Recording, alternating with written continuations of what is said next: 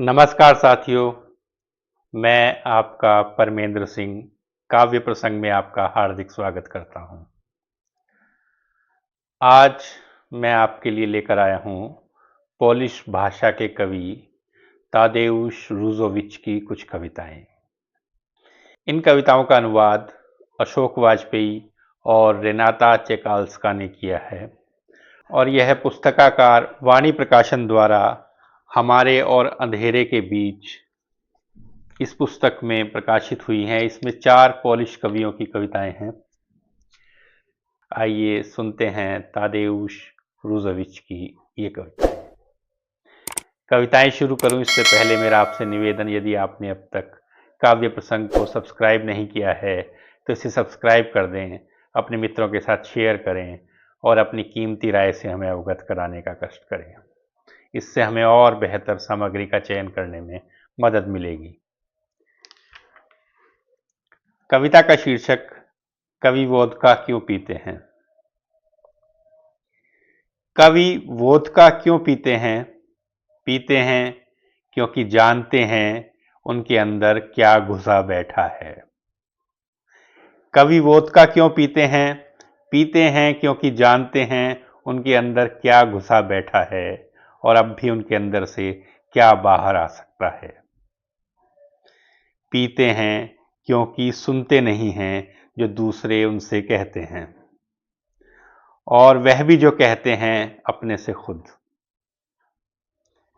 पीते हैं क्योंकि फेंकना चाहते हैं कीचड़ एक साथी पर जो लिखता है, जब नशे में नहीं होते इतने भद्र होते हैं। आईने के बरक्स पीते हैं क्योंकि उन्हें डर है कि वे उसमें कोई दूसरा देखेंगे, बेहतर और सुंदरतर। आईने के बरक्स पीते हैं क्योंकि उन्हें डर है कि वे उसमें कोई दूसरा देखेंगे, बेहतर और सुंदरतर। आईने, दीवार पर आईने, सबसे गोरा कौन है। पीते हैं क्योंकि जानते हैं कि वे क्या लिख चुके और नहीं जानते कि क्या और अभी लिखेंगे, कि क्या और अभी लिखेंगे। यह कविता है होमवर्क। होमवर्क युवा कवि के लिए। पेरिस का बखान मत लिखो, न ल्योव और क्राको का। अपने चेहरे का बखान करो याददाश्त से, आईने से नहीं।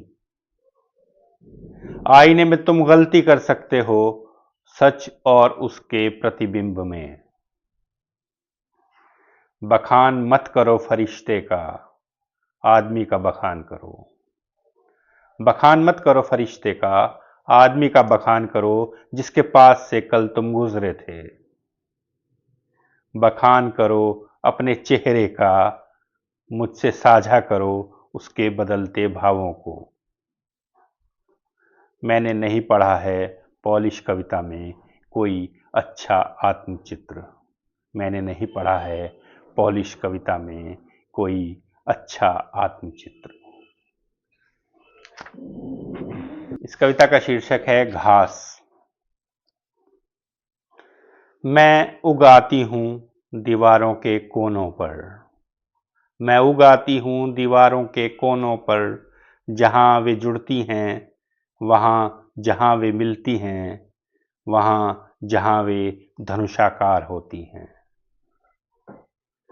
वहाँ मैं रोप देती हूँ एक अंधा बीज, हवा से बिखराया हुआ।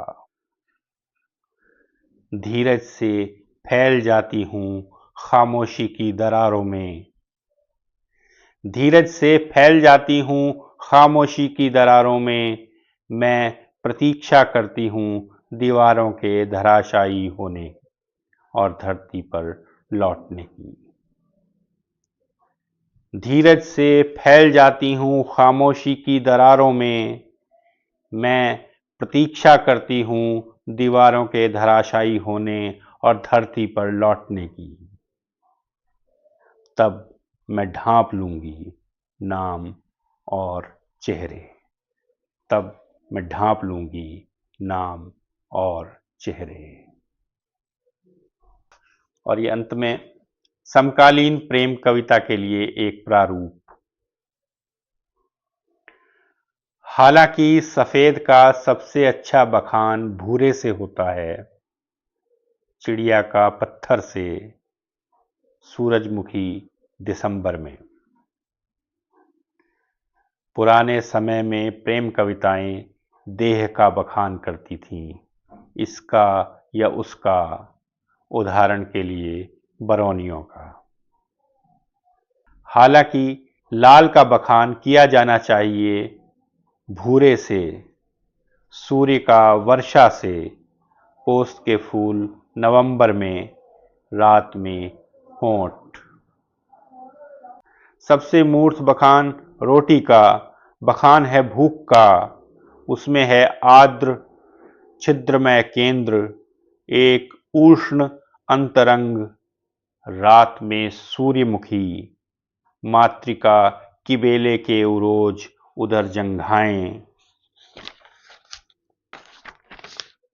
झरने जैसा पारदर्शी बखान पानी का, प्यास का बखान है राख का, रेगिस्तान, वह जगाता है मरीचिका, बादल और वृक्ष प्रवेश करते हैं दर्पण में। अभाव, भूख, अनुपस्थिति देह की प्रेम का बखान है, समकालीन प्रेम कविता है। तादेउश रूज़ोविच। शुक्रिया दोस्तों, फिर मिलते हैं किसी और कवि की कुछ और कविताओं के साथ। जुड़े रहने के लिए आपका बहुत बहुत आभार।